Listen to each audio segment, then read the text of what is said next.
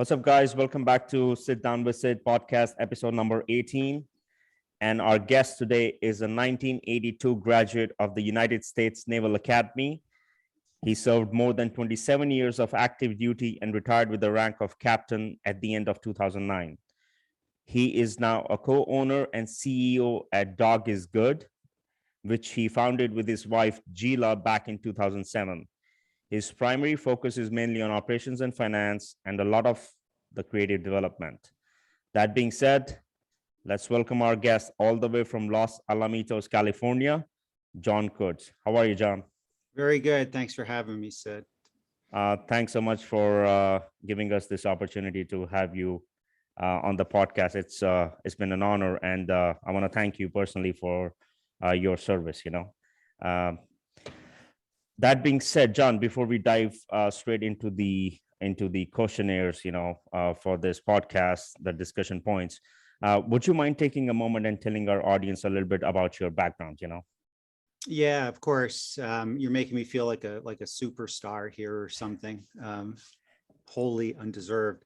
But let's see, my background. I grew up mostly in Wilmington, Delaware, and pretty unremarkable. As far as, no wild upbringing or anything like that. Good student in school, good baseball player. And one fateful morning in July of 1977, I guess it was, I went to there was an ad in the paper for Major League Scouting Bureau tryout clinic.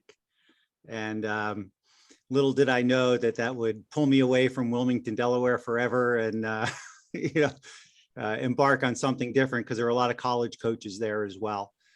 And so, visited a couple schools and ended up going to the Naval Academy, recruited for baseball. But that was ultimately my ticket. Oh, wow. So I know you went into the US Navy. So let me ask you, Jon, do you have a family history of military service, and like, what was the inspiration behind your move into the Navy career? Yeah, no, actually, not only no family history of it really, except my grandfather in World War I, and he kind of had a history. He ran away at the age of 16 and joined the Navy. And then when they found out he was 16, they kicked him out and sent him home, and he ended up getting drafted into World War I. But that's about it. And in fact, the whole military thing was very foreign to me. And when I went and visited the Naval Academy, it was really intimidating. It was very different. And I'd seen like the Army Navy game on TV and all, because Wilmington's not that far from Philadelphia, so I knew about that sporting event. But other than that, it was very foreign, and I wasn't going to go. And my math teacher in high school at the time, it's really the only teacher I had a relationship with. He was a cool guy, and I liked math and liked him. And he cornered me in the hallway one day. He said, "So what are you doing? What's your college plan and this and that?" He goes, "Are you gonna go to Navy?" And I said, "Well, I don't know, blah, blah, blah." And he said, "How can you say no to an opportunity like that?" And it kind of stopped me in my tracks. And that was kind of a life-changing event, because I had to ask myself, why am I saying no? And the reason was because I was afraid. And it was kind of like, don't be a wuss, do it. And, from that, because it was very hard for me initially, it was a shock to my system. It became kind of a recurring theme. Do hard things, right. Do things that are not comfortable, because a lot of us grow up in an environment where we don't have everything, but we're not necessarily wanting for everything, and everything can be as comfortable as we like it, unless we kind of push ourselves out of that environment. It's very well said. So I want to talk a little bit about your assignments in your Navy career. Sure. Which one would you say was your most memorable and why? So basically, I'm asking you three questions in one question. Yeah. If you want to take it from here, give us some input of your career, to sum it up. Yeah. Well, 27 plus years is a long time to, to break down into what you like. I could most easily tell you what I didn't like in that time frame, but I was real fortunate. I got to do a lot of things. I started out in the surface ship Navy, the cruiser destroyer side of that Navy, because everything has its own culture. Not all ships are alike, and not all aircraft squadrons are alike. Everything has its own little culture, subculture within the Navy. But I started out in the cruiser destroyer Navy, and I was pretty competitive in that. And the military is a very, it goes up to, it's a pointy triangle, and it's a very competitive career, to get up to that pointy end.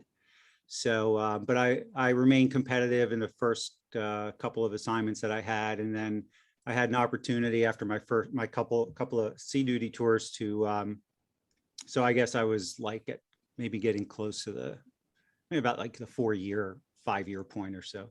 I went back to the Naval Academy as an instructor, and one of my office mates had been prior enlisted in the Navy, and he was a Navy deep sea diver. And he heard me kind of complaining about, yeah, I like the Navy. I don't like this whole surface warfare gig.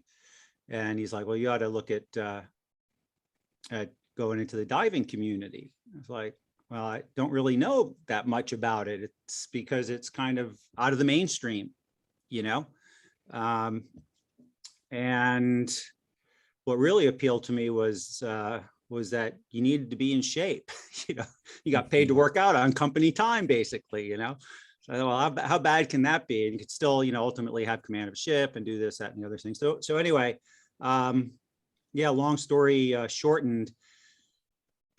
Within a couple of years, I was the oldest guy in my dive school class, on my way to becoming a deep sea diving officer.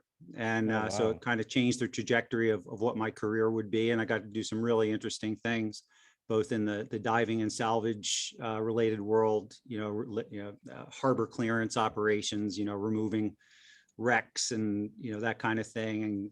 And there's a whole mine warfare world going on there too, mine warfare, mine countermeasures. So I learned a lot about that and did jobs in that. I was the commanding officer of a mine countermeasures ship for a short time, very short time. I was the commander of a salvage and rescue ship. This is one of those instances where the captain of the ship got fired, and I went in there and took over for a bit. But then I also got tracked into some other lesser known corners of the Navy, like weapons station management and explosives safety management, because all the bombs, bullets, and explosives are stored in these special huge sites. So I got into that world, but I also spent time at the Pentagon, and that was the part I liked the least of all those years. And of course, it was like the longest I ever lived anywhere. But yeah, I was commanding officer of the Navy Dive School, the Naval Diving and Salvage Training Center in Panama City, Florida. I ran a weapons station up in the Pacific Northwest, and ultimately I was a commanding officer of the Naval Weapons Station in Seal Beach, California. And that's Which where was your I last retired. assignment. Okay. Yeah, Perfect. so I retired then and stepped away from the Navy, but I got to go a lot of places and work with some really truly remarkable people and see some remarkable things, and ultimately be scared to death with some of the things we were doing, and then elated with just watching successes of people I'm working with. And yeah, no in hindsight, no regrets. That's amazing. So, John, let me ask you, if you had any advice to someone who is considering going into the military, what would it be based on your 27 years of experience? Yeah, just do it. There's something for everyone. And if you're not going to, just be honest with yourself as to why you're not, depending on the time commitment that you're that you're doing. You know, there might be some misgivings, but yeah, it's you're not Just going do to get it. rich, but you're going to get rich with experience, you know. And when you're doing it, there's plenty of opportunity to challenge yourself and just do new things. But you'll never meet such a wide variety of people that are all in the same team. John, so I want to ask you something personally. I have read this and I've also heard this from few entrepreneurs that I follow. They have said that if you don't know what you want in life, if you don't know your path in life, just go to military and you will come out a new man with a vision and a direction you want to take your life to. So my question is, what is your input on this statement? And second, would you be who you are today if you were not in Navy?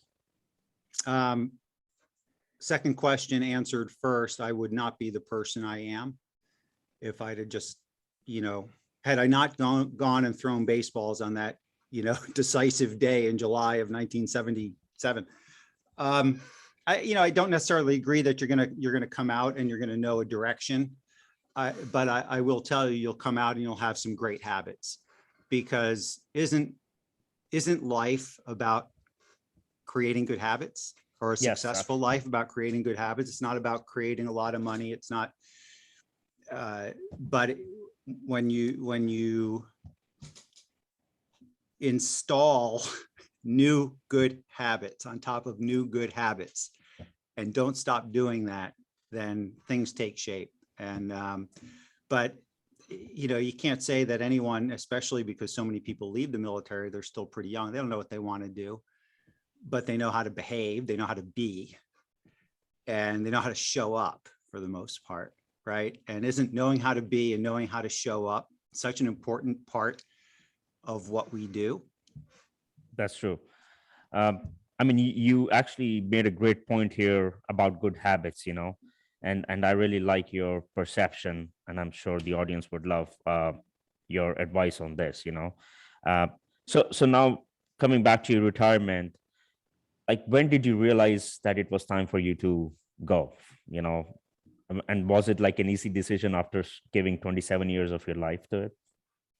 Yeah, it, you know, I knew when I made that switch out of the, you know, a mainstream part of the Navy into what, you know,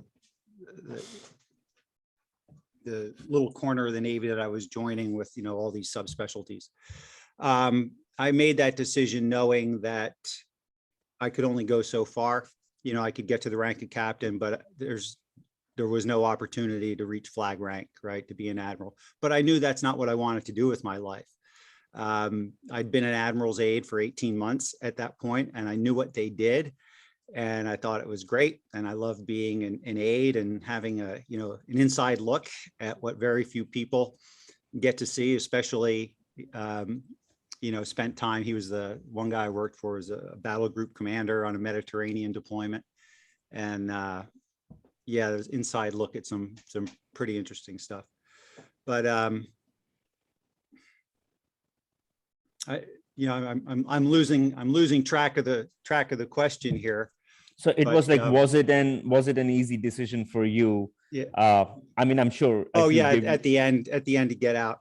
Yeah. So one of the other things I kind of discovered about myself and that I learned is, in an organization, the further I get away from where work is actually being done, the less interesting I find it.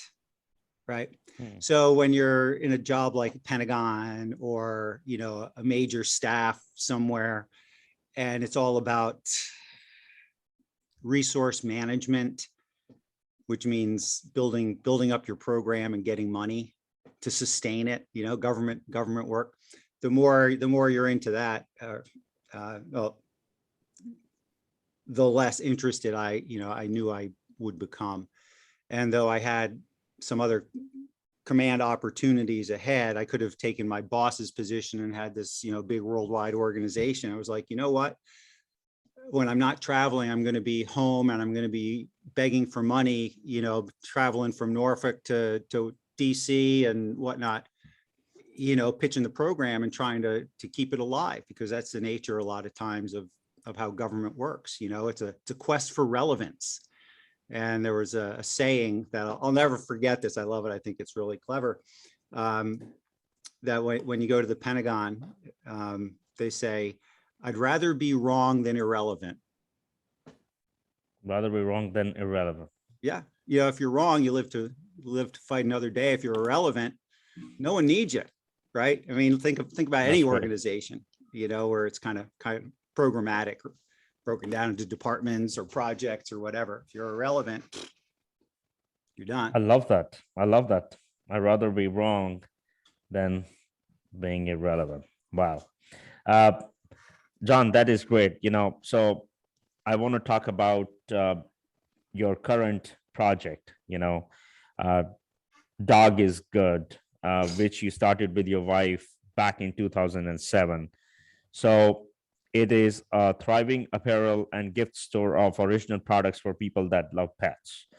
Now, how did this idea, come along? Were you active at that time, still in the Navy, correct? Yeah, because you. Yeah. Mm-hmm. So yeah, how did this all come along, please? Yeah. So Gila, my wife, had been a school teacher early on, and then with all the moving that the Navy provided, she took up dog training as kind of a portable business, and we were living in Washington State.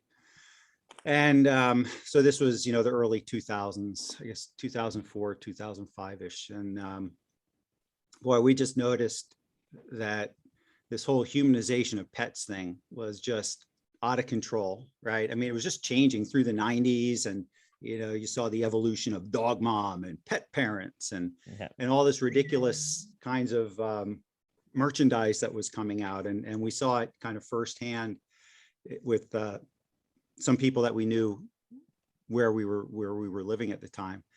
And so we thought, well, you know what, we can do something in the pet space. But we also noticed that everything was about pet specialty products, and no one was really doing anything that was remarkable for people. Nothing fun, nothing funny, nothing, anything that was good. If you wanted to get something, a t-shirt, dog related or whatever, you go get an iron-on of a breed or something. So we thought, yeah, you know what, let's do something with this. Well, the Navy got in the way, and we moved to California, and that got really busy. And ultimately we had made had some ball caps made and got some trademarks as a result of that. And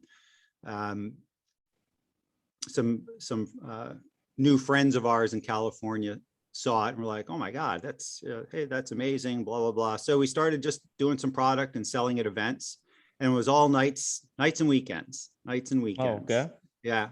And it was all out of the house. And then at the time I retired was like the worst economy you could imagine. And the job prospects I had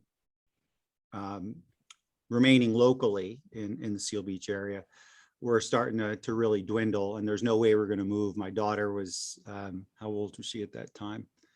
Like maybe 11 years old. And when we moved to California, it's already her fifth state, Oh my gosh. in 8 years.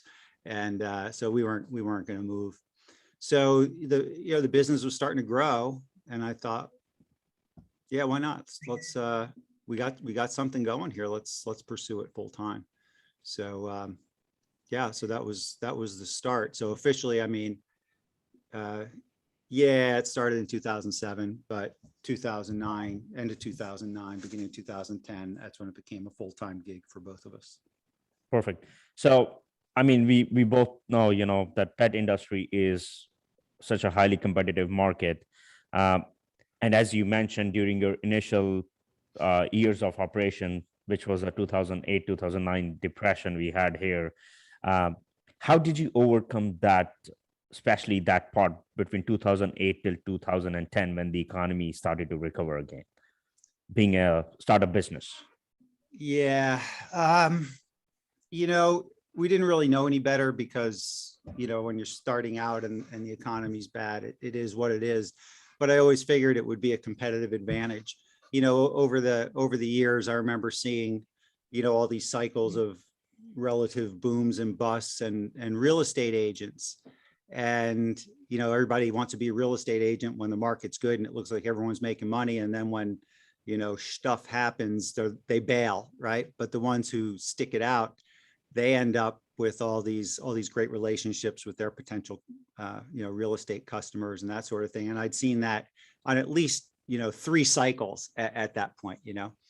And so I figured, you know, the same thing will happen here. And if we can hang in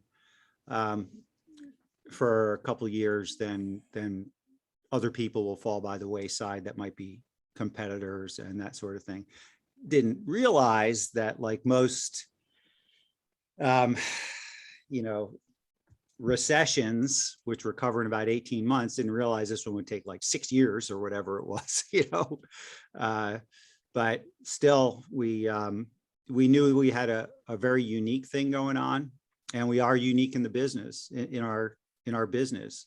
We've got a really strong following. What we found is that formula, that special touch that really allows us to create an emotional attachment, where it's not about the products that we're doing, it's about the brand that we've created. So can you elaborate a little bit more on that? So when you say it's not the product, it's the brand. So how does that differentiate you from other competitors? I'm sure, I mean, there are a lot of people who actually have this apparel, gifts, you know, accessories. So like, what is it you think? Do you think, is it the branding side that separates you from there, or is it the quality of the product or merchandise? Well, the quality is reflective of the brand. What we're really good at is the messaging, you know, basically the art and messaging.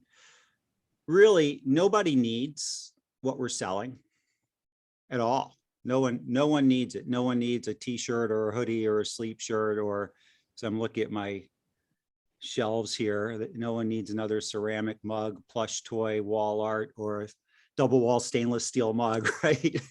No one needs that, but they got to have it because it reflects who they are as a dog lover.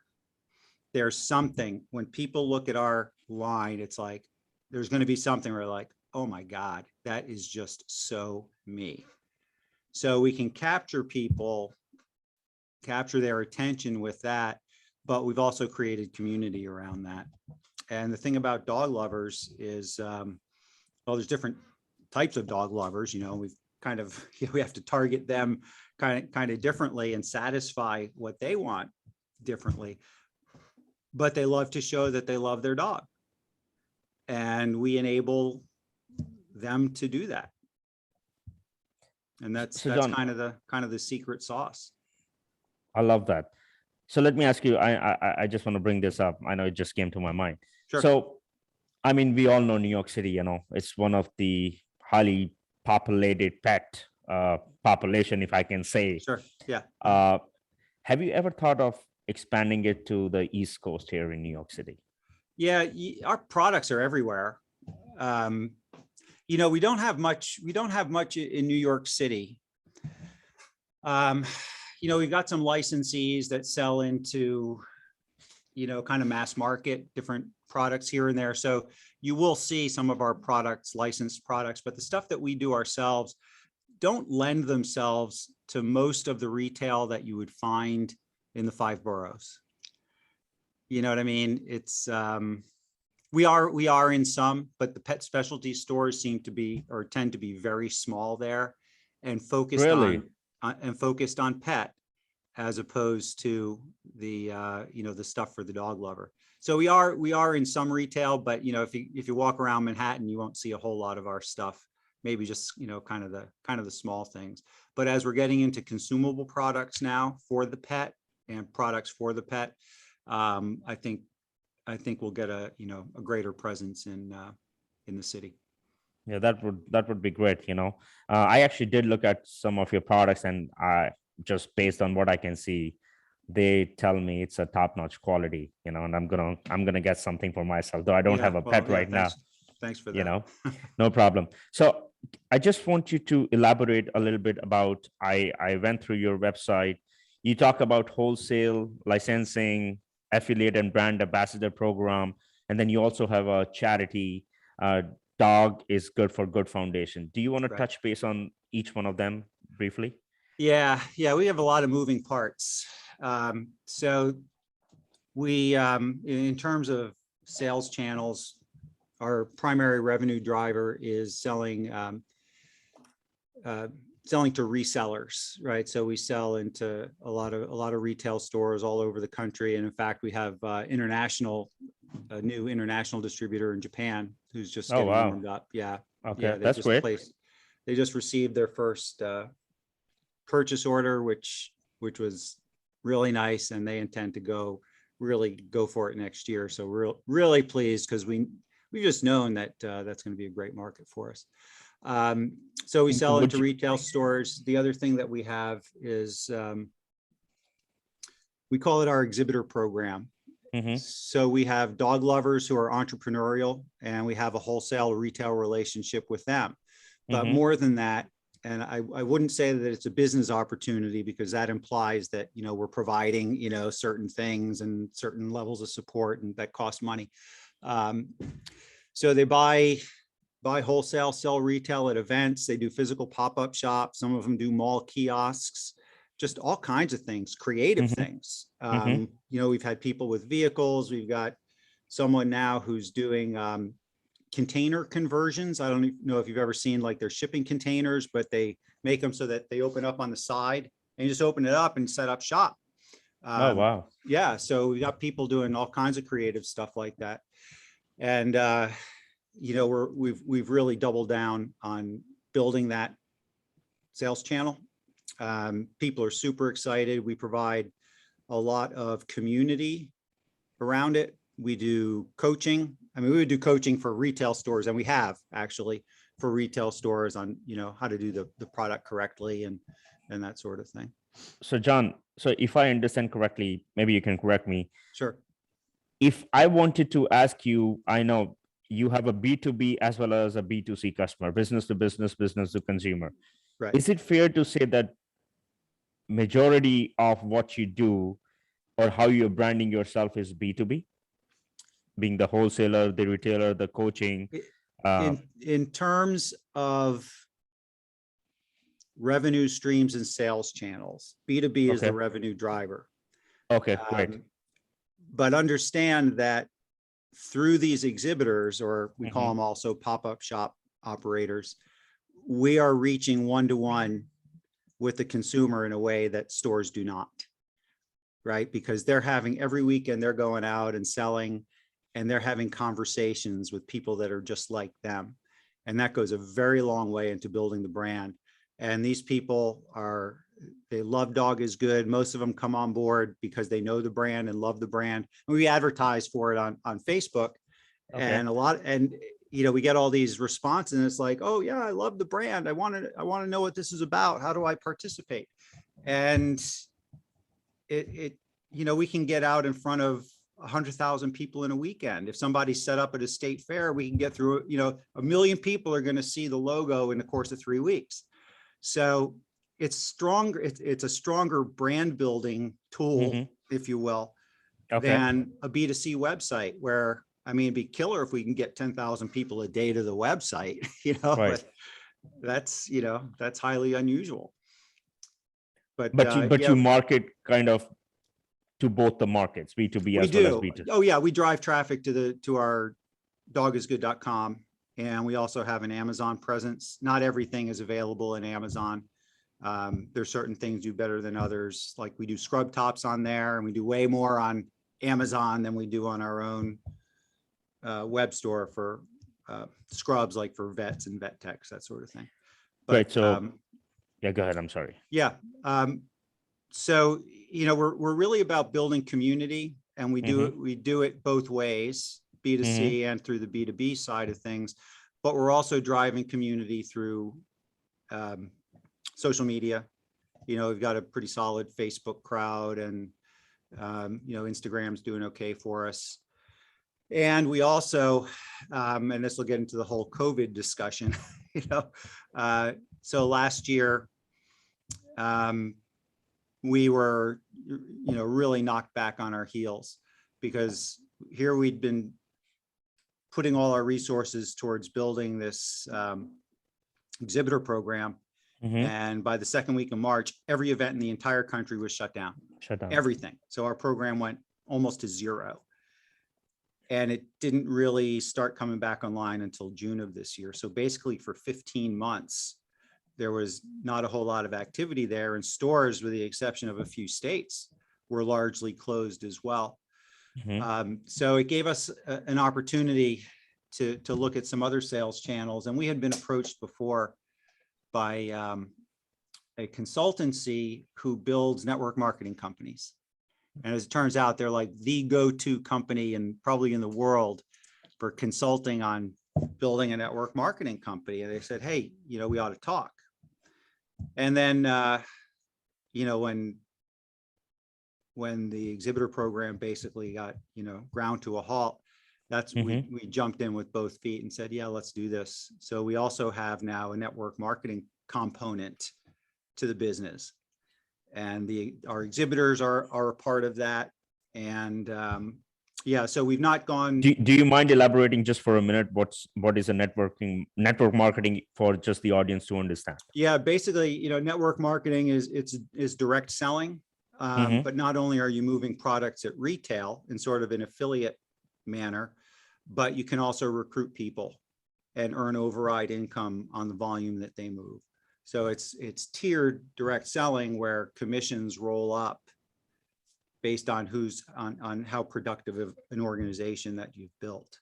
So so we've got the whole back office in place to do that, and we've got people that are being productive. And you know, we haven't done basically, you know, our real grand opening yet. We want to wait until we have some more consumable products going, and that's coming along real well. We're getting some good stuff together. But yeah, we've got a lot of opportunity, and you know, the brand lends itself to it. It just does. So, I mean, it's great. You have so many things going on. And I'm assuming that the brand ambassador program somehow goes under the network marketing umbrella. Yeah, kind of, sort of. So there's two things, you know, we talk about brand ambassadors, and typically they're like affiliate marketers, you know, and they show up on Instagram and, you know, help promote the brand. But in our network marketing side, and that sales channel, we call it Dig Direct. Dog is good direct.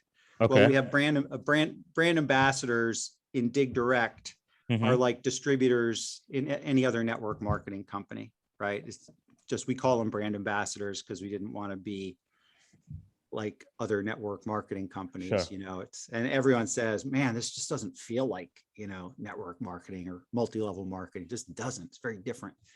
And it is. And we're relying on, you know, moving products through retail and, you know, rewarding people for being productive.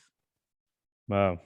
So much happening around. I'm sure, you know, this is going to bring a lot of success to your business, you know. Well, that's the plan.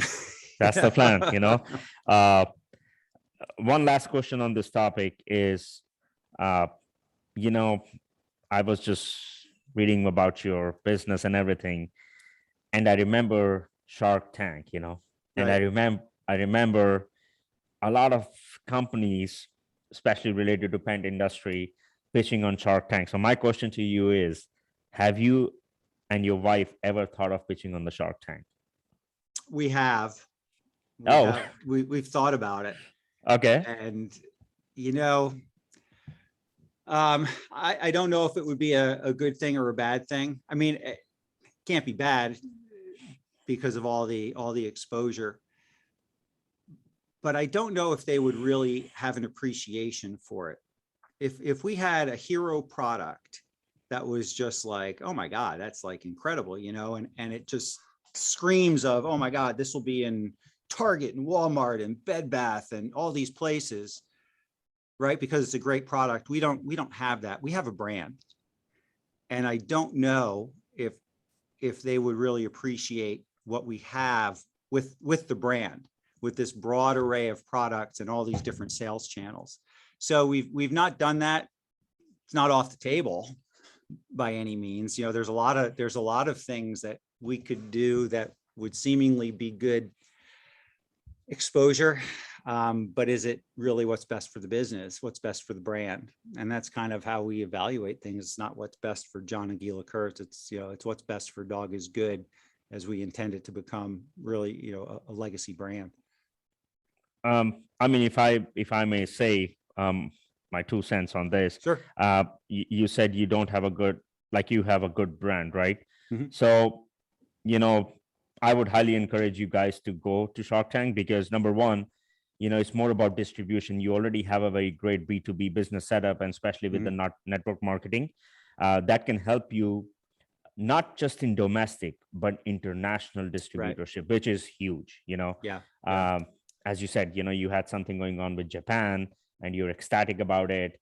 And, you know, same way, you know, once you do your research, you see which countries you have a better chance, you know, Right. with the highest pet population. This is just me speaking as a third party, you know. No, I appreciate that. And in fact, just last week I had a conversation with a gal who got a deal on Shark Tank in the pet space. So really, yeah, okay, yeah, I have really good conversation. And you know, we talk about it from time to time. And you know what? Maybe we will. I don't know. There's just so many things and just so much bandwidth too. But I'll be jumping with joy if that happens. I'm like, oh my gosh, he was on my podcast, you know. So well, my wife she'd be awesome on it. She's super high energy and she's all about that. And yeah. So just last question on this, and before we wrap this up. So you basically handle more the operations and finance and a little bit of creative development side. What is Gila? Am I pronouncing her correctly? Yeah, Gila. Yeah, hard Gila. G. Okay, perfect. So what is her role in the company if you handle the operations and finance? She's really the community builder and the face of the brand. Okay. I hardly even do podcasts, really. You know, I need to do more, but most people don't want to hear about, you know, you're doing great. Let me tell stuff. you're doing an excellent. But you know, she's more on product development. We're both on product development. We both do creative stuff. But she's more, I would say, anything to build community. The exhibitor program, it's her baby. Okay. Most of the wholesale selling. I mean, a lot of times, you know, I'll jump in and maybe take a product from scratch to completion and even get it into distribution. You know, I'm personally doing a couple things now, and she's doing a couple things on her own, you know, to ultimately bring it all together. We don't have all these employees, all these positions, you know, that we can fill to do that for us. But given the opportunity, we're both really good at that. And you know, talk about hard things. We'd never done any of this before, and it's just figure it out. You know, so we're always figuring. We're always figuring it out. It's not you know, a lot of it's not rocket science. It's just grit, or it's just, you know, just get her done. And that's the John from Navy speaking right there. Yeah, Get it done, right? Yeah, which is great though. Yeah, suck it up, do it. Yeah, I love it. So, John, just the last question. You know, if you wanted to have a message for the audience watching the podcast, what would that be? I have a lot of messages. I would say, you know, you know, one of my already said was, you know, do hard things. If you don't challenge yourself, you have nothing to fall back on when times do get hard. And if you're accustomed to doing things, if you're accustomed to doing challenging things, then you become more accustomed to doing them. And if you don't have anything challenging to do right now, and you haven't run a marathon yet, go run a marathon. You know, look it up. You know, put a training schedule, create good habits. right? Good habits.